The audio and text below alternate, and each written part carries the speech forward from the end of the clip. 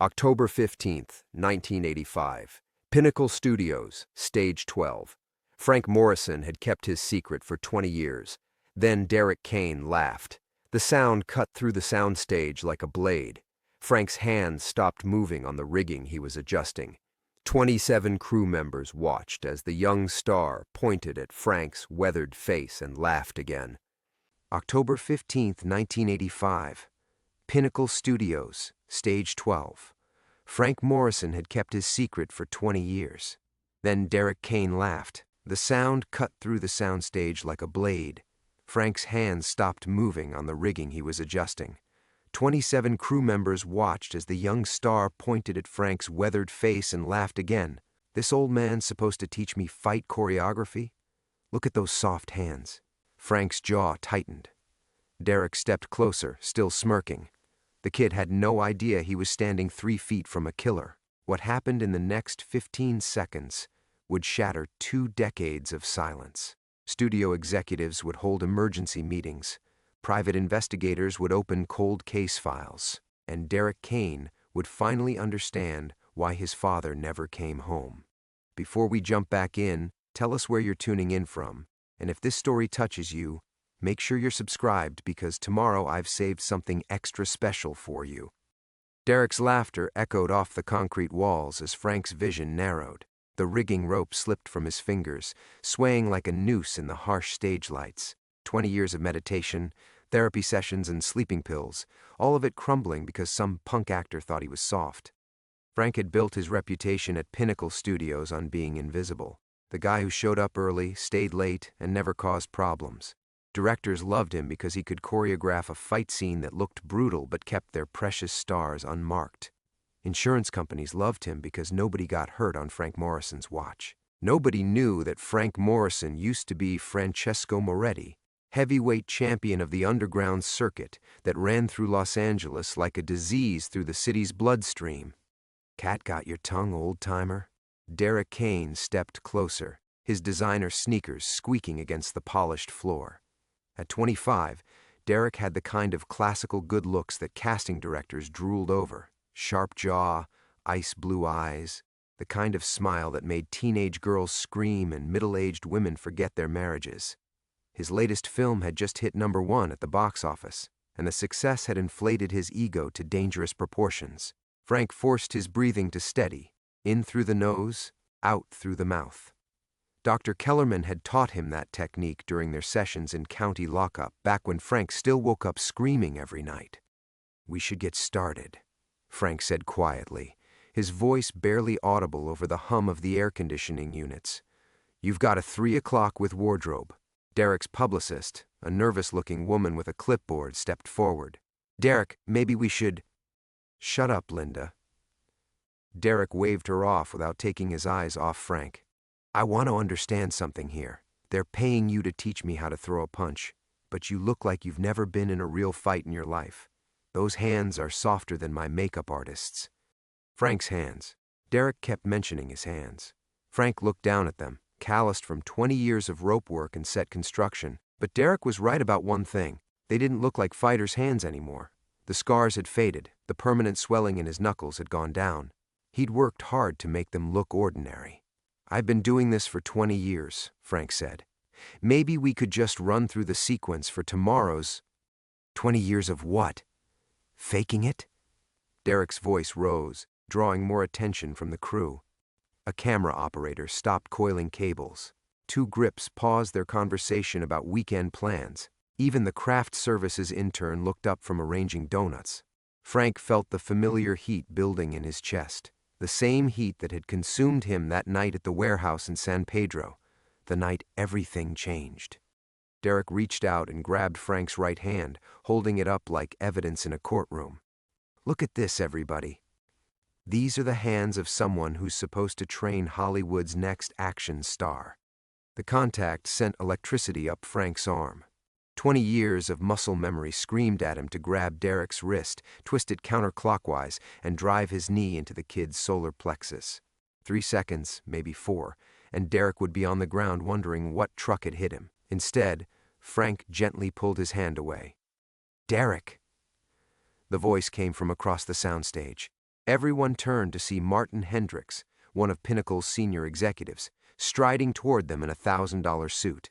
His face carried the particular expression of a man who'd built his career by putting out fires before they became conflagrations. "Glad I caught you.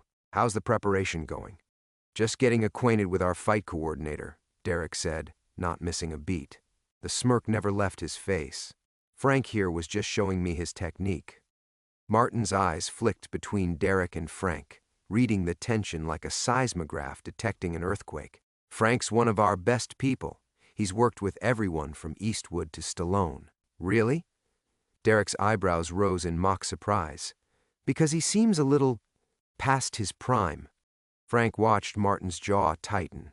In the complicated ecosystem of Hollywood politics, insulting a crew member was like kicking a wasp's nest. But Derek Kane represented $60 million in box office receipts, and Frank Morrison was just another employee. "Frank's methods are unconventional," Martin said diplomatically, "but they get results." Derek walked a slow circle around Frank, like a predator sizing up prey. "I just think someone with real fighting experience might be better suited for this project. Someone who's actually been in the ring instead of just—" He gestured vaguely at Frank's work clothes and tool belt. The words hit Frank like a physical blow. Been in the ring.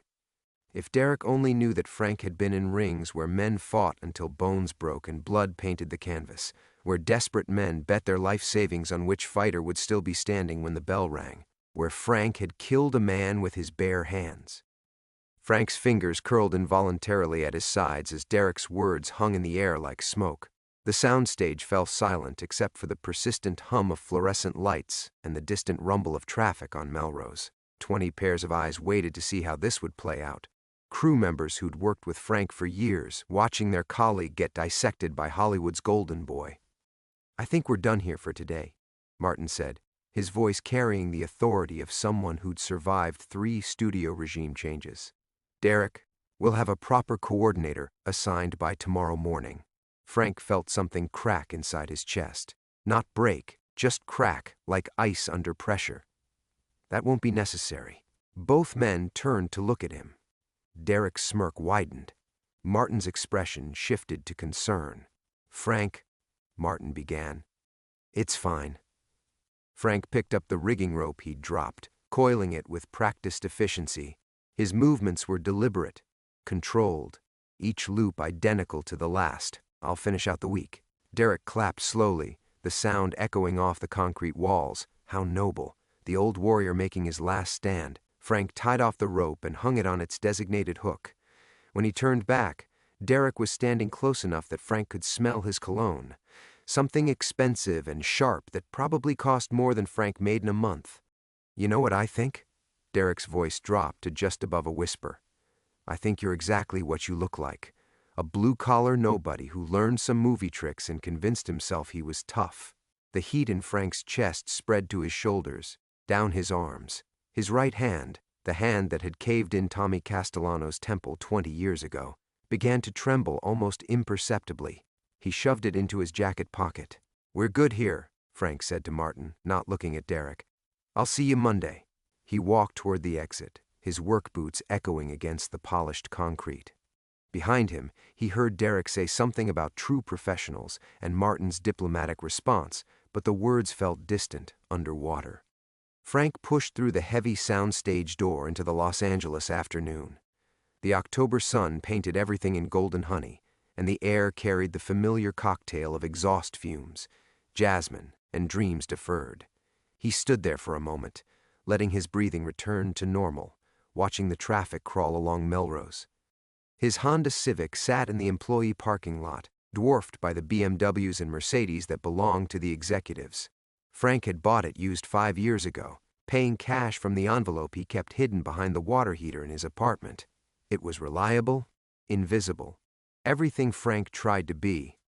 The drive home took 45 minutes through rush-hour traffic, giving him time to think, or rather, time to not think. Frank had become an expert at mental compartmentalization. Work stayed at work, the past stayed buried, the present moment was all that mattered. He lived in a 1-bedroom apartment in mid-city, in a building that had seen better decades, The rent was reasonable, the neighbors kept to themselves, and Mrs. Chen, in 3 billions, always smiled when she saw him carrying groceries. It was the kind of anonymous existence that suited Frank perfectly. As he climbed the stairs to the 3rd floor, he heard familiar laughter through his door.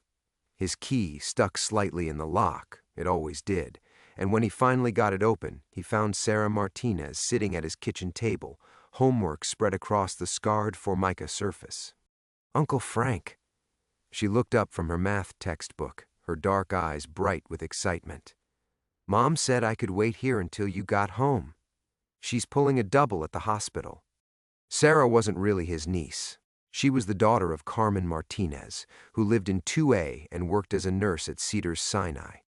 3 years ago, when Sarah was 11 and getting into trouble after school, Carmen had asked Frank if the girl could do her homework at his place until Carmen got off work.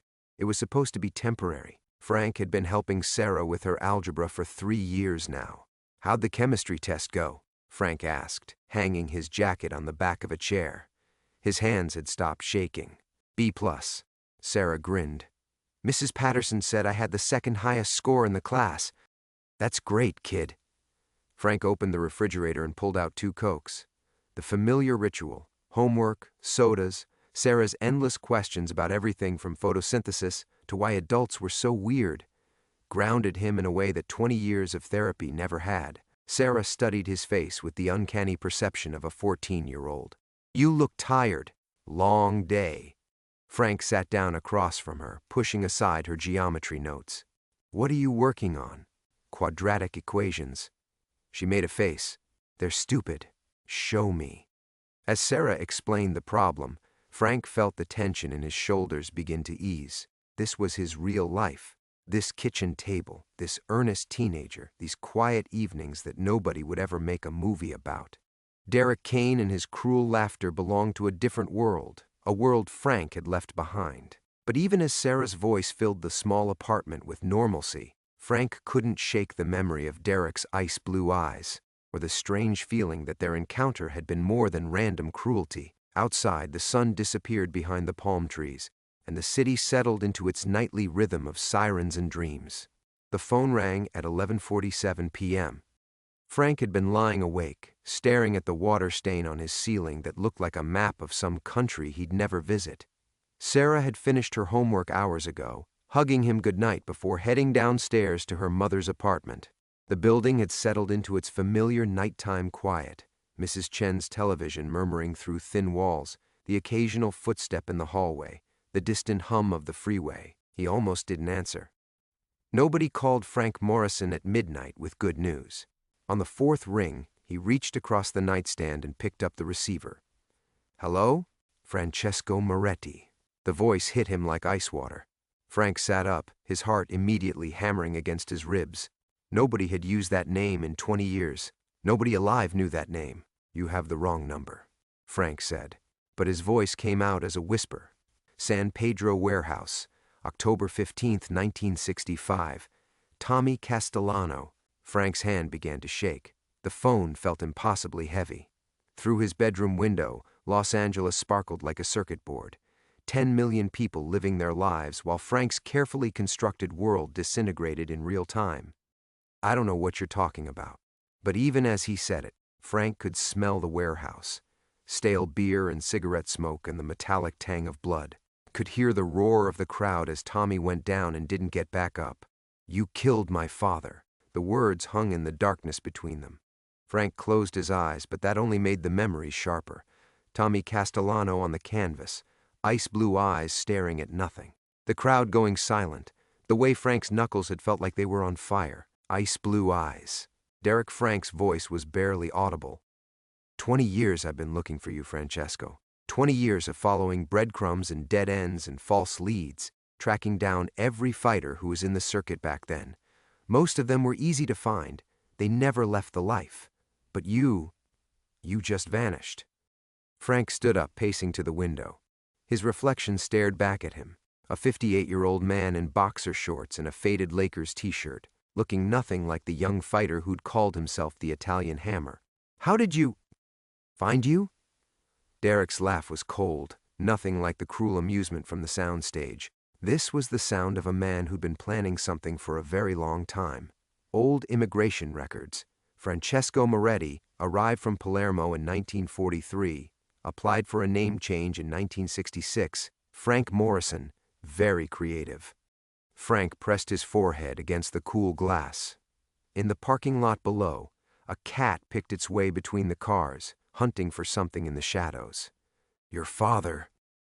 Tommy wasn't a fighter. He was a cop. Detective Thomas Castellano, LAPD. Undercover for 8 months, trying to build a case against the underground circuit. He had a wife, 2 kids. Derek's voice never wavered, each word delivered with surgical precision. He was going to retire after that assignment. Buy a house in Burbank with a backyard where his kids could play. Frank felt something fundamental shift inside him, like a building settling on a cracked foundation. For 20 years, he'd told himself that Tommy Castellano was just another fighter who knew the risks. Another desperate man willing to trade brain cells for cash. Learning the truth was somehow worse than living with the guilt. I didn't know, Frank whispered. That makes it better? That you killed a cop by accident instead of on purpose? Frank sank into the chair by his window, the phone cord stretching taut. What do you want? I want you to remember what it feels like to lose everything. Derek's voice was getting softer, more dangerous. I want you to understand what you took from me, from my mother, from my sister. If you're going to turn me in... Turn you in? Derek laughed again. Francesco, you don't understand. I'm not here for justice. I'm here for revenge. And it's going to be so much sweeter than anything the legal system could provide. Frank thought about Sarah, probably sleeping peacefully 2 floors below. About Carmen working her double shift at the hospital. About the quiet life he'd built from nothing, brick by careful brick. I have a job, Derek continued, his tone conversational now. A very visible, very public job. And you're going to help me with it. Every day, on every set, in front of every camera. You're going to be my faithful stunt coordinator, and I'm going to destroy you piece by piece. Frank closed his eyes. And if I refuse, then everyone learns about Francesco Moretti. Your studio friends, your neighbors, that cute kid who does her homework at your kitchen table. The line went dead. Frank sat in the darkness, holding the silent phone, watching his reflection fragment in the window glass. Outside, the city continued its restless sleep, but Frank Morrison's world had just ended. The past had finally come home. Frank sat frozen in the darkness for what felt like hours, the dead phone still pressed against his ear. When he finally set it down, his hand was cramped from gripping the receiver. The digital clock on his nightstand glowed 12:23 a.m., red numbers that seemed to pulse with each beat of his heart. He tried to stand, but his legs wouldn't cooperate. The apartment felt smaller suddenly, the walls closing in like the sides of a boxing ring. Through the thin floor, he could hear the muffled sound of Sarah's laughter. She was probably watching late-night television with her mother, celebrating Carmen's rare night off. They had no idea that the man they trusted, the man who helped with homework and fixed leaky faucets, was a killer. Frank finally made it to the kitchen, muscle memory guiding him through the dark. He opened the refrigerator and stood in its pale light, not seeing the leftover Chinese food or Sarah's juice boxes. Instead, he saw Tommy Castellano's face, younger than Derek but with the same ice-blue eyes, the same stubborn jaw. A cop. Jesus Christ, Tommy had been a cop. The refrigerator hummed, and somewhere in the building a door closed. Normal sounds of normal people living normal lives. Frank grabbed a beer and twisted off the cap, his hands steadier now that the initial shock was wearing off. What remained was worse, the cold certainty that everything he'd built was about to crumble. He needed to think, to plan, to figure out how to protect the people who mattered without... The phone rang again. Frank stared at it, beer halfway to his lips. It rang 4 times before he answered. Frank? Martin Hendrick's voice was tight with anxiety. Jesus, I'm sorry to call so late. We've got a situation. What kind of situation? But Frank already knew. Derek Kane. He's... Christ, Frank, I don't know what happened between you two today, but he's demanding you be assigned to his project, exclusively, for the entire shoot. Frank set down the beer. That doesn't make sense. He spent the whole afternoon trying to get me fired. I know. That's what's so goddamn weird about it. Martin sounded exhausted. His agent called an emergency meeting. Derek's threatening to walk if we don't give him exactly what he wants. And apparently what he wants is you. Through his kitchen window, Frank could see into the apartment building across the courtyard. Mrs. Patterson in 4C was awake, moving around her living room in a bathrobe. Probably couldn't sleep just like him. But her insomnia was probably about bills or her arthritis, not about 20-year-old corpses clawing their way out of the grave. Frank, you still there? I'm here. Look, I know this is strange, but Derek Kane represents a $40 million investment. If he wants you as his personal stunt coordinator, then that's what happens. The studio's making it official tomorrow. Frank closed his eyes. Derek had made his first move, positioning the pieces on the board. There would be no escape, no quiet resignation, no slipping away in the night. Derek wanted him close, visible, trapped. What if I refuse the assignment? Martin's laugh was hollow. With what justification? That you don't like working with movie stars? Frank, this is the break of a lifetime. Derek Kane's next 3 pictures, full coordinator credit, probably double your current rate. From anyone else's perspective, it would look like a gift. The culmination of 20 years climbing the Hollywood ladder. Frank Morrison, former nobody, now working exclusively with the industry's hottest young star. Only Frank knew it was a death sentence. I need to think about it, Frank said. Think fast. Derek wants to start rehearsals Monday. Full fight choreography for the warehouse sequence. Warehouse. The word hit Frank like a physical blow. What warehouse sequence? The climax. Hand-to-hand combat in an abandoned warehouse. Derek's character tracks down the man who killed his father and... Frank, you okay? You sound weird. Frank gripped the phone tighter. Derek wasn't just planning revenge, he was planning theater. A public performance of Frank's destruction, dressed up as entertainment. I'm fine, Frank managed. Just tired. Get some sleep. And Frank? Whatever happened between you and Derek today, let it go. This could be huge for both of you. The line went dead. Frank set the phone down and walked to his bedroom window, looking out at the city that had sheltered him for 2 decades. Somewhere out there, Derek Kane was probably awake too, savoring his victory, planning his next move. Frank had learned something important tonight. Derek didn't just want to expose him, he wanted to break him first. Publicly, methodically, in front of cameras and crews and audiences who would never know they were watching a man pay for his sins. The smart move would be to run. Pack a bag, empty the emergency cash from behind the water heater, and disappear into America's vast anonymity. Frank Morrison could die as quietly as he'd lived, and Francesco Moretti could find some new name, some new life. But there was Sarah's laugh echoing through the floorboards and Carmen's trust, and 20 years of careful normalcy that meant something, even if it was built on lies.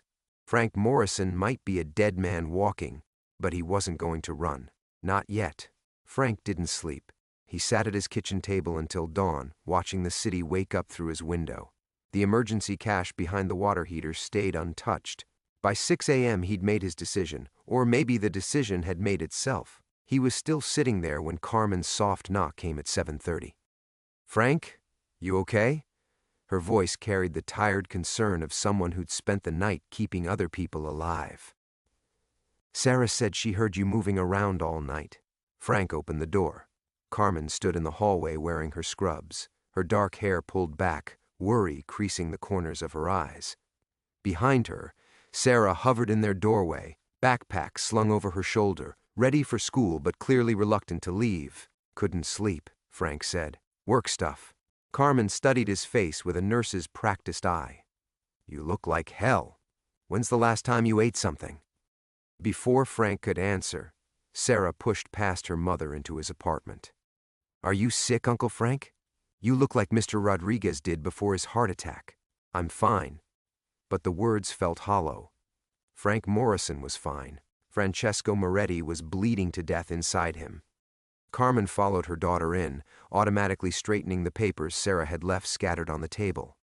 Sarah, go catch the bus. I'll drive myself to work. But Mom, go. After Sarah left, reluctance in every step, Carmen poured herself coffee from Frank's perpetual pot. They'd had this arrangement for 3 years, but she'd never made herself at home before. The casual intimacy of it, her moving around his kitchen like she belonged there, made Frank's chest tighten. "Talk," she said. "There's nothing to talk about." "Bullshit." Carmen sat across from him, the same chair Sarah used for homework.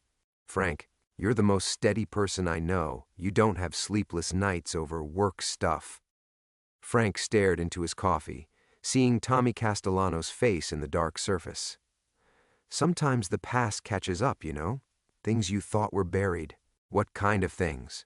The urge to tell her everything was overwhelming, to unload 20 years of guilt onto someone who might understand, who might find a way to forgive him. But Frank had learned long ago that confessions were selfish. They transferred pain from the guilty to the innocent. "Bad choices," he said finally. "From before I came to L.A."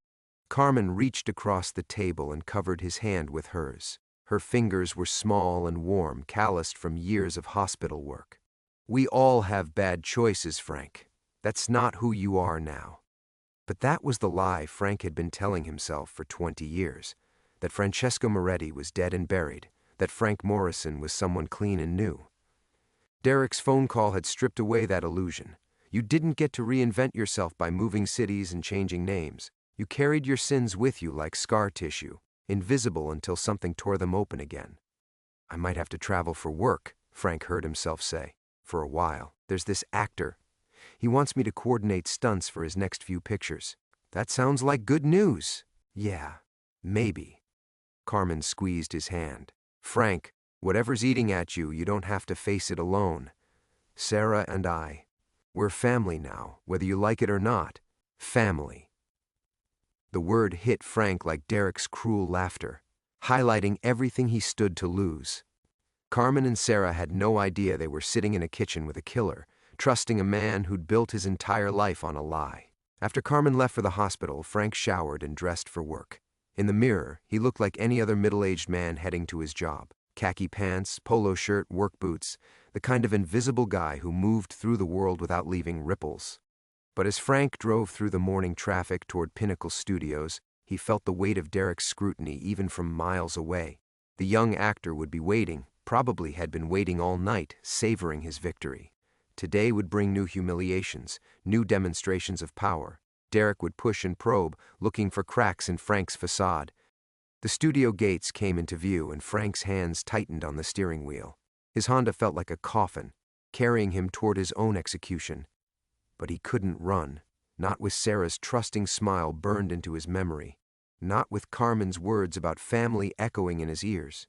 Frank Morrison had spent 20 years building something worth protecting. Now Francesco Moretti's sins were going to tear it all down. As he pulled into the employee parking lot, Frank caught sight of Derek's silver Porsche gleaming under the California sun. The vanity plate read Kane 1, a small arrogance that somehow felt more threatening than Derek's midnight phone call. Frank sat in his car for a long moment, gathering what remained of his courage. Then he got out and walked toward the soundstage, where his past was waiting to destroy his future. The soundstage felt different this morning. Frank noticed it the moment he stepped through the heavy doors, the way conversations stopped mid-sentence, how crew members glanced at him with something between curiosity and pity. Word traveled fast in Hollywood, and apparently everyone already knew about Derek's exclusive arrangement. Derek stood center stage, wearing designer jeans and a black t-shirt that probably cost more than Frank's monthly rent. He was surrounded by studio executives, his agent, and Martin Hendricks, all nodding like eager students as Derek gestured toward a table covered with storyboards. "Ah, Frank," Derek's voice carried across the soundstage with theatrical warmth. "Perfect timing. We were just discussing the creative vision for our warehouse sequence." Frank approached the group, his work boots echoing on the concrete floor.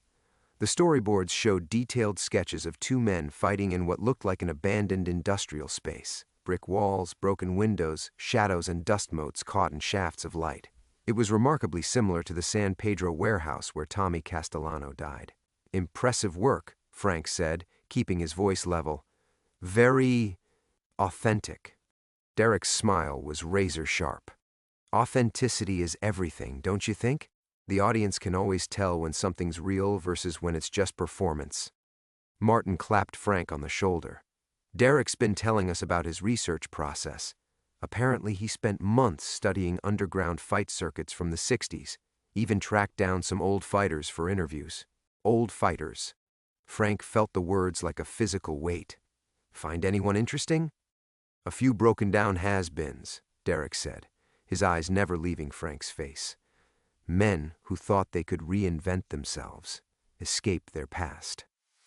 But the truth has a way of surfacing, doesn't it, Frank? The executives exchanged glances, clearly sensing an undercurrent they couldn't identify. Derek's agent, a sharp-suited woman named Melissa Crawford, checked her watch impatiently. Derek, we need to discuss the contract modifications. Later. Derek waved her off, still focused on Frank. Right now, I want to walk through the choreography with my coordinator. After all, this fight scene is the emotional climax of the entire film. Martin nodded enthusiastically. The character's been hunting his father's killer for years. When he finally tracks him down, it's not just a physical confrontation, it's psychological warfare. Frank studied the storyboards more carefully. In the sketches, the older fighter looked beaten, desperate, trying to explain himself while the younger man circled like a predator. The final panel showed the older man broken and defeated, not dead but destroyed. What's the character's motivation? Frank asked quietly. Derek moved closer, lowering his voice so only Frank could hear. Justice. He wants the man who killed his father to understand what he took. Not just a life, but a future. A family. A little boy's hero. The words hit Frank like individual punches. This wasn't just revenge. This was ritual humiliation, designed to strip away everything Frank had built before finally destroying him. And the older character? Frank's throat felt dry. What's his story? Oh, he's fascinating. Derek's voice carried false enthusiasm. He thinks he's changed, you see. Tells himself he's not the same man who killed an innocent person 20 years ago. He's built this whole fantasy life, playing house with neighbors, pretending to be some kind of father figure. Frank felt the blood drain from his face. Derek knew about Carmen and Sarah. Of course he knew. He'd probably been watching for weeks, maybe months, learning every detail of Frank's carefully constructed life. The beautiful part, Derek continued, is that he actually believes his own lie.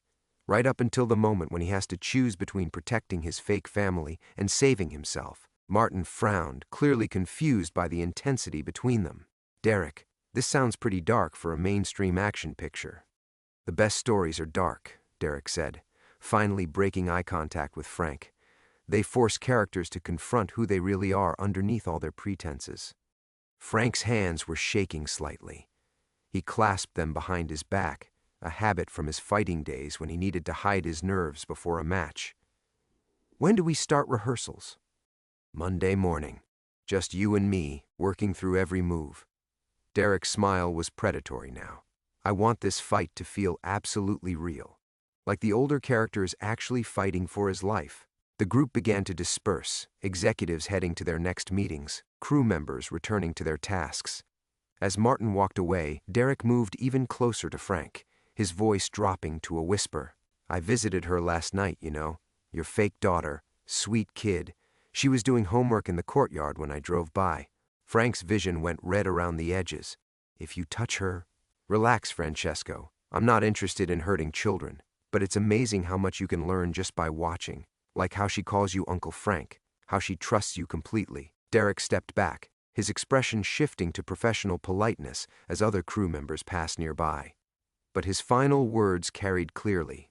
Must be nice, having someone look at you like you're a hero instead of a killer.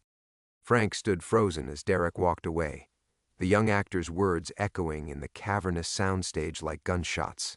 Around him, the normal rhythms of film production continued, grips adjusting equipment, electricians rigging lights, script supervisors checking continuity notes. None of them knew they'd just witnessed a declaration of war. Frank's legs felt unsteady. He made his way to the craft services table, needing something to anchor him, some ordinary action to mask the chaos in his head. His hands shook as he poured coffee he didn't want, the liquid sloshing over the rim of the styrofoam cup. You okay, Frank? The voice belonged to Eddie Vasquez, a veteran stuntman Frank had worked with on half a dozen pictures. Eddie's weathered face showed genuine concern, the kind that came from decades of watching out for each other in a dangerous profession. Just tired, Frank managed.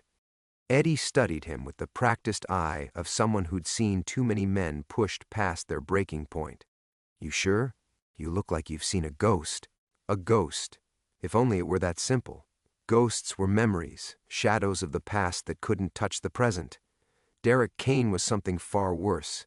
He was the past made flesh, with the power to destroy everything Frank had built. "I need some air," Frank said, abandoning the coffee. Outside the soundstage, the California morning blazed with deceptive cheerfulness. Frank pulled out his phone, stared at Carmen's number in his contacts, then put it away without calling. What could he say? That their quiet life was about to explode? That the man she trusted as family was about to be exposed as a killer? Instead, he called the only person who might understand. Tony Mercurio answered on the third ring. "Frank? Christ, it's been months. What's wrong?" Tony had been Frank's corner man in the old days, the closest thing to a friend Francesco Moretti had ever had. He'd been there the night Tommy died, had helped Frank disappear when the heat got too intense. For 20 years they'd maintained careful distance, Christmas cards, occasional phone calls, the friendship of two men bound by shared secrets. "I need to see you," Frank said. "Today." "Jesus, Frank. Is this about—" "Not over the phone."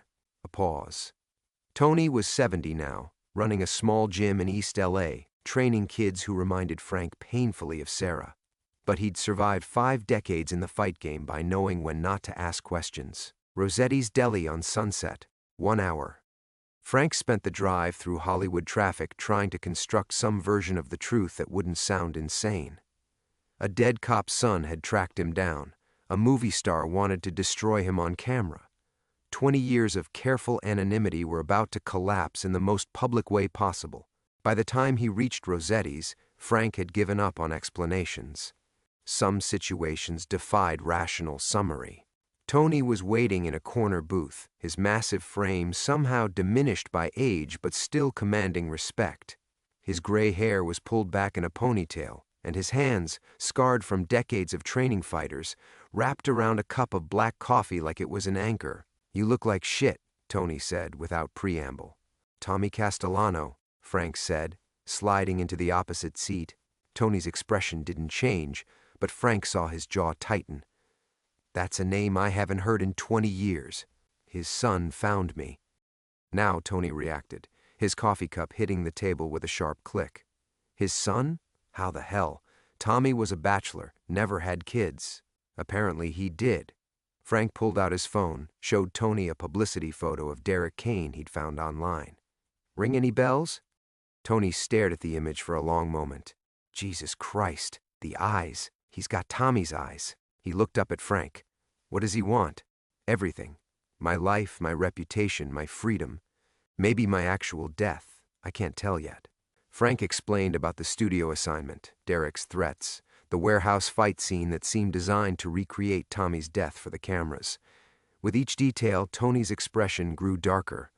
"He's smart," Tony said finally. "Smarter than his old man ever was. Tommy always went for the direct approach. This kid's playing chess. I need options, Tony. Ways out that don't end with Carmen and Sarah getting hurt." "Carmen and Sarah?" Tony's eyebrows rose. "Frank, please tell me you didn't—" "They're my neighbors. The kid does homework at my kitchen table. They think I'm—" Frank's voice cracked. "They think I'm a good man." Tony leaned back, understanding flooding his weathered features. "Ah, hell, Frank. You went and made yourself a family. What choice did I have? 20 years of hiding, of being no one. I needed something real. And now the kid's threatening them. He's threatening everything. But Carmen and Sarah don't deserve to pay for my mistakes." Tony was quiet for a long moment, staring out the deli's grimy window at the traffic crawling down Sunset Boulevard. Finally, he spoke. "There's only one way this ends, Frank. You know that, right?" Frank nodded. He'd known it since Derek's midnight phone call, had felt it in his bones like approaching weather. "The question is," Tony continued, "whether you're still Francesco Moretti when it counts." Frank stared at his reflection in Tony's coffee cup, seeing Francesco Moretti's face for the first time in 20 years. "I stopped being Francesco the night Tommy died." "Bullshit." Tony's voice carried the weight of 5 decades in the fight game. "You can change your name, your address, your whole life, but you can't change what's in here." He tapped his chest. "The question is whether that man still has fight left in him, or if Frank Morrison's turned him soft." The words stung because they carried truth. Frank Morrison was gentle, reliable, safe, everything Francesco Moretti had never been allowed to be. But Derek Kane hadn't come for Frank Morrison. He'd come for the killer. Frank's phone buzzed. A text from Derek, rehearsal moved to tonight. "Warehouse district. I'll send address." Tony saw Frank's expression change. "What now?" "He wants to meet. Tonight. Probably the same warehouse where—" Frank couldn't finish the sentence. "Where Tommy died." Tony nodded grimly. "Kid's got a sense of theater, I'll give him that." Another text arrived. This one with an address Frank recognized. His blood turned to ice water. It wasn't the warehouse where Tommy had died. It was 3 blocks from Carmen and Sarah's apartment building. "Tony." Frank's voice was barely a whisper. "He's not just threatening them. He's positioning himself close enough to finish what he started." Tony pulled out his own phone.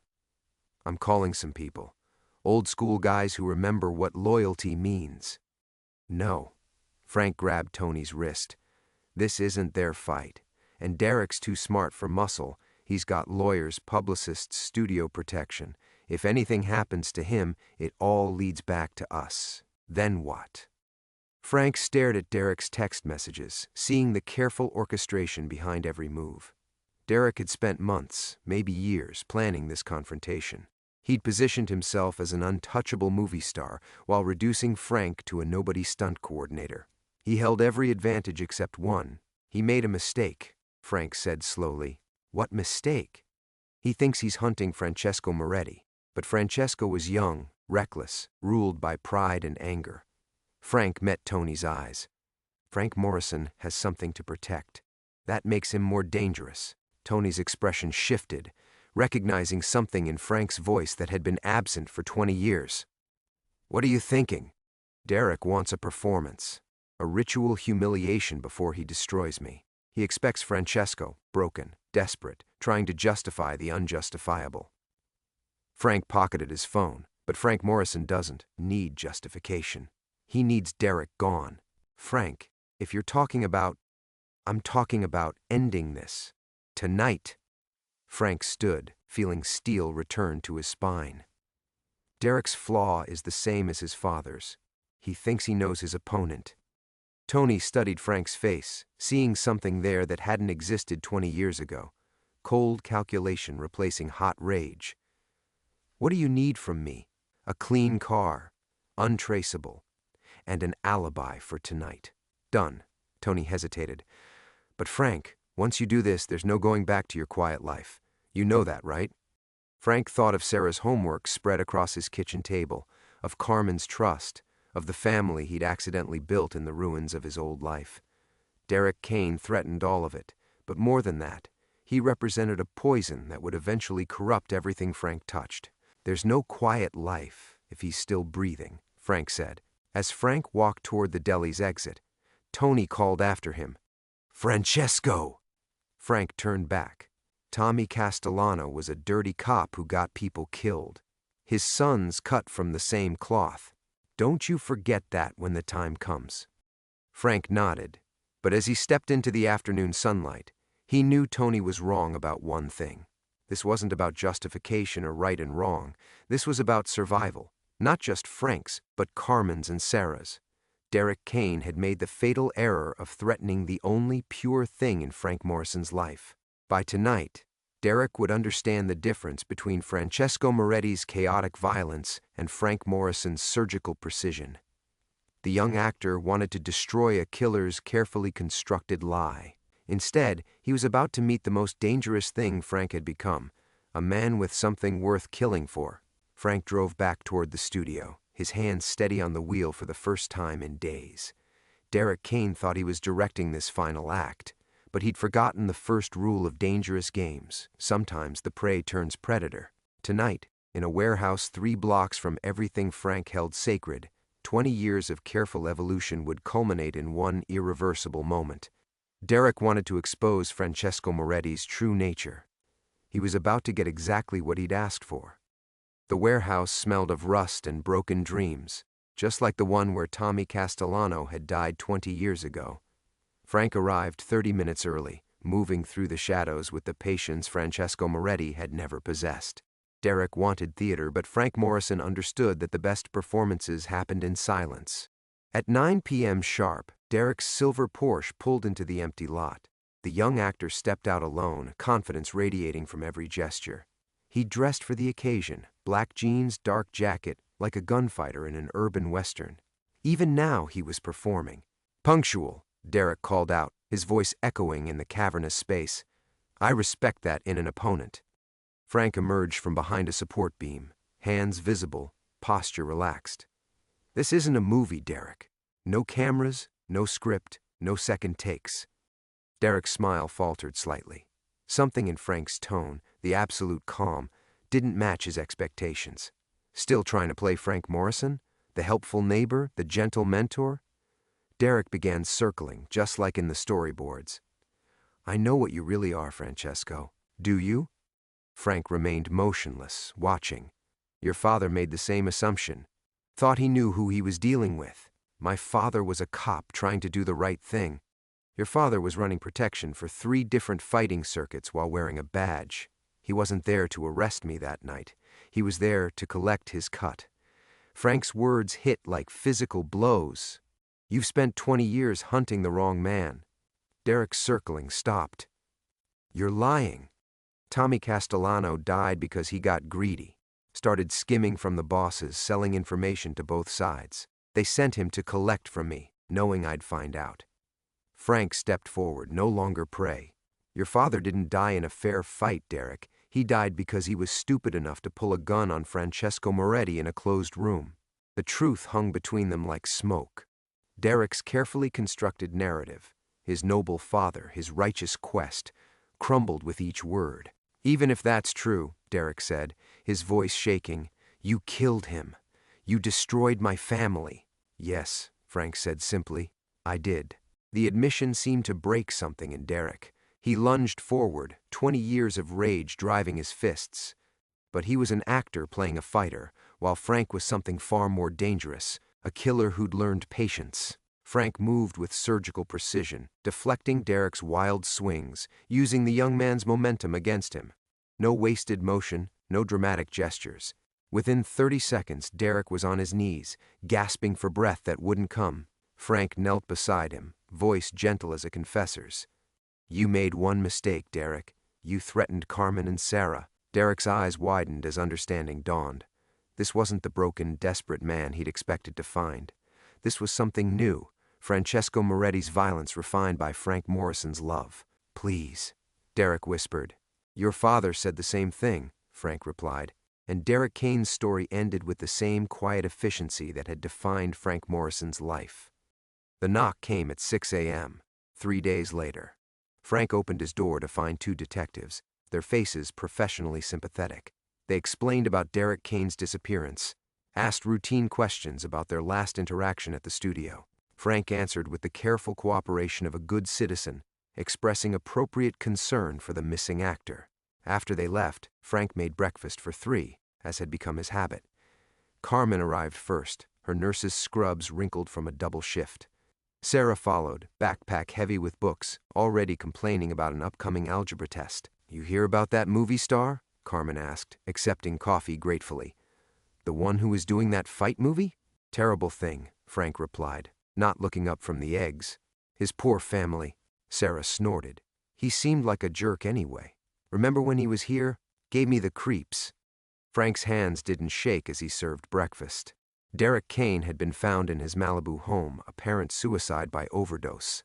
The note spoke of depression, career pressures, the weight of living up to his father's memory. Hollywood tragedies were common enough that the story barely made page 3. "Uncle Frank?" Sarah's voice pulled him back to the present. "Yes, sweetheart. You're a good man, you know that?"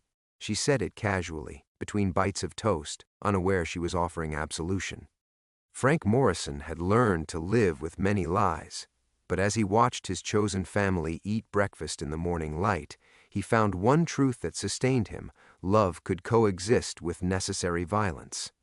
The man who had killed Derek Kane was the same man who helped Sarah with homework, who checked on Carmen after difficult shifts, who had built something precious from the ashes of Francesco Moretti's sins. Derek Kane had been wrong about one thing. Frank Morrison wasn't pretending to be a good man. He'd simply learned that goodness, like strength, was measured by what you were willing to sacrifice to protect it. In the end, that had made all the difference.